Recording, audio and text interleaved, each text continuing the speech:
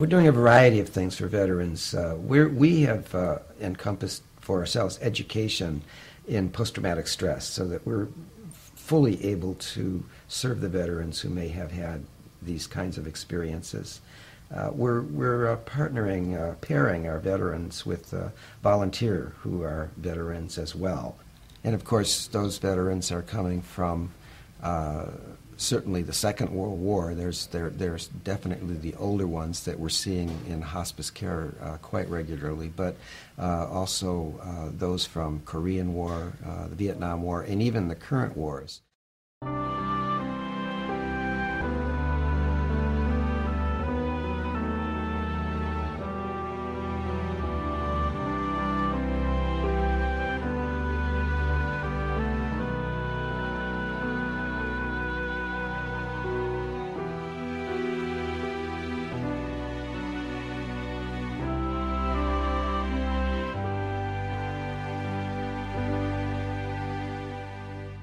Vietnam, for me, is loaded with emotions. There was fear, there was camaraderie, there was self-respect in what I did.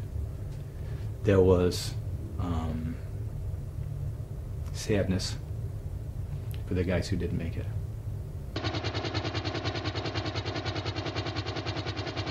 I think a lot repressed a tremendous amount. There's a lot of stuff going on that gets repressed and suppressed, and it's in there.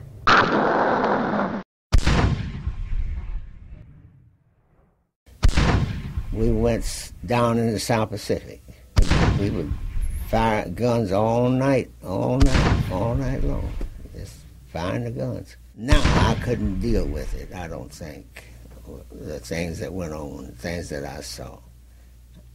I don't think I could really just sit and watch it and not become emotional about it. Because I think back sometime now about what went on. I would not want to go through it again. I would not want to go through that again. There was usually a contingent of flyboys close by, so they'd come over, and then you'd see them go out in the morning, and you'd see so many planes go out, and you'd see a fewer numbers come home a lot of times. So you knew that there were casualties, and sometimes somebody who had come didn't come anymore, and you just didn't ask any questions. I served in the Navy during World War II. I had a full 25 years, a lot of ships, a lot of different places. The thing that never leaves me is the burials at sea. When we land, the kids got hit. If they were wounded, and we'd drag them back into the boat, take them back to the ship, and if the corpsman could do anything for them, fine. If not, then we'd put them in a bag, and that night we'd drop them in the ocean. And somebody'd say, anybody know a prayer? Anything, and somebody'd say, I and then they'd say the prayer, and I remember staring down on the bodies, and they were all in a row, and I thought that, something wrong with this picture here. You just can't imagine.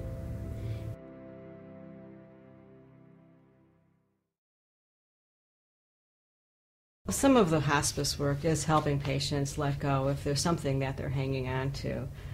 For veterans, there might be many reasons that they're hanging on to something. It might be the war experience that they haven't had a chance to talk about it, or they haven't felt comfortable talking about it. That's nobody's wanted to listen to their stories. A contribution that I could make is to be able to give them the opportunity, if they so wish, to express whatever it is that's unfinished, that's still inside. Part of training, military training, is this whole survival aspect and fighting aspect, and you're fighting for your country and you're fighting for your life.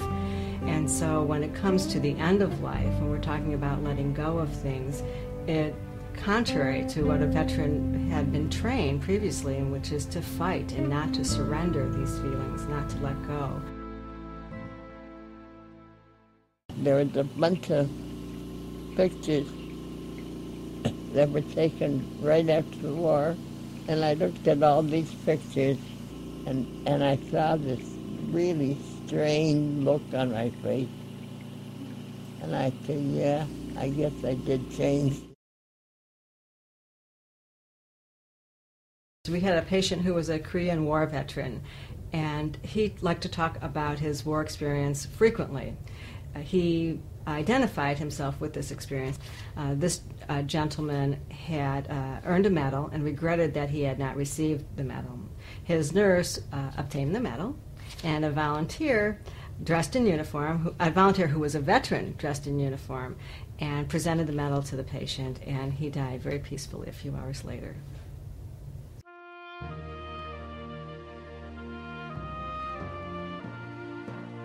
I was at the VA center, and I was walking out, and it was a tall gentleman, and he had a Nam hat on.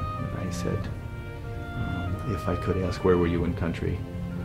And he said, and I asked him a couple questions, and he could tell by my questions. He said, where were you? And I said where I was. And he put out his hand and said, welcome home.